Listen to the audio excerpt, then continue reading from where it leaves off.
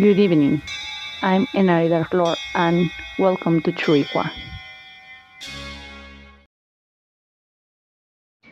My name is not your business. I was the janitor of the school that it's a couple of squares far from here. It was hard to be in charge of everything, cleaning classrooms, restrooms, and offices. Fortunately, I didn't have to take the bus to get there, and I saved some bucks that were necessary. For a long time, I was told that I didn't clean anything, that the restrooms were very dirty, this, that, and so on. One day, I dropped by accident a bucket of dirty water, which I cleaned the classrooms with. I crashed with a teacher. She came back because she forgot something there. She ran and threw me the water. Some of it wet her and also wet me.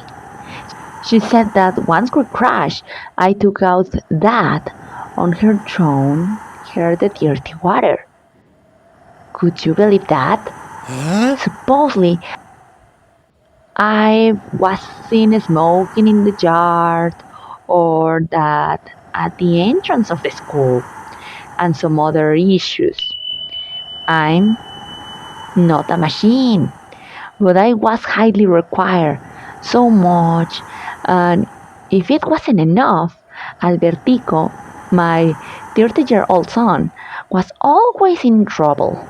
He got ill and was in deep water fighting with his school classmates.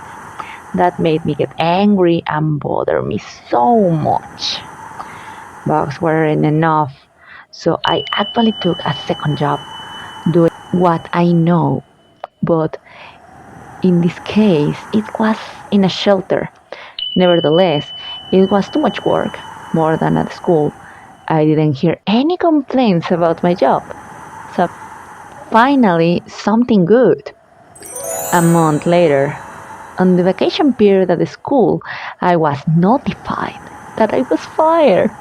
I begged them and told them I needed the job, but my pleas weren't heard. I was sacked. The job at the shelter was the one left, and because there were other people working at the times, it was impossible. I worked more. Albertico started to come to bring money home.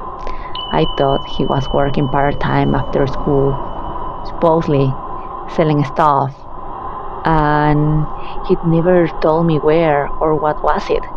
But later on, I realized that instead of helping me and work, he was robbing stuff from the shelter. Once I realized about this, I was called and was accused of making Albertico to rob and to sell stuff. I said the truth. It was very painful to do it, but that was what it was. A thief who robbed stuff and was taking me with him in deep water. They didn't believe me. That hurt me so much. I was told that it was time to go and get my stuff. So I was sacked. I couldn't bear it. And I started crying and begging again for my new chance. That chance I wanted of staying there. But there wasn't. I wasn't just shouted out. I was also told to stop crying and go away. Albertico was there in the shelter, robbing a box full of cans of food and other stuff, and told me, "Forget about it, Mom. With what I'm carrying, we can live. Don't work. Those people don't like you. If they have more than enough bucks, and we don't, we need them more than them."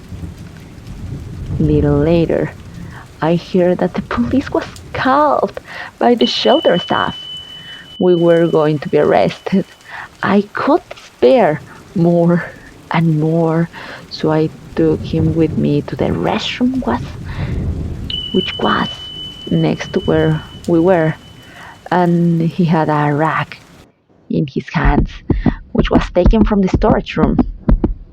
I argued with him because I told him that both of us were going to be arrested, and he told me that I didn't have anything to worry about. That sure, if he hurried up, he could escape and he could take me out from jail with help of his bosses.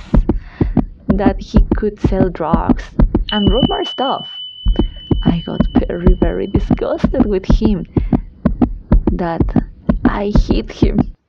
He was crying out and asking me to stop, but I took the rag and pushed it through his neck to silence him until he fell on the ground. I realized that Albertico was dead.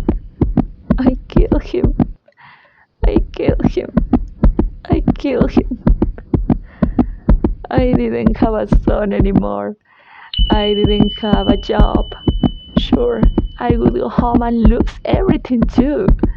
All, all I dealt with, all my effort in this life was slipping through my fingers.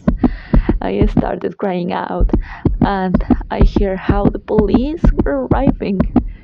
I went upstairs to a great balcony, the highest from the building. I heard how the police were screaming at me to go down, and that I didn't try to do anything else.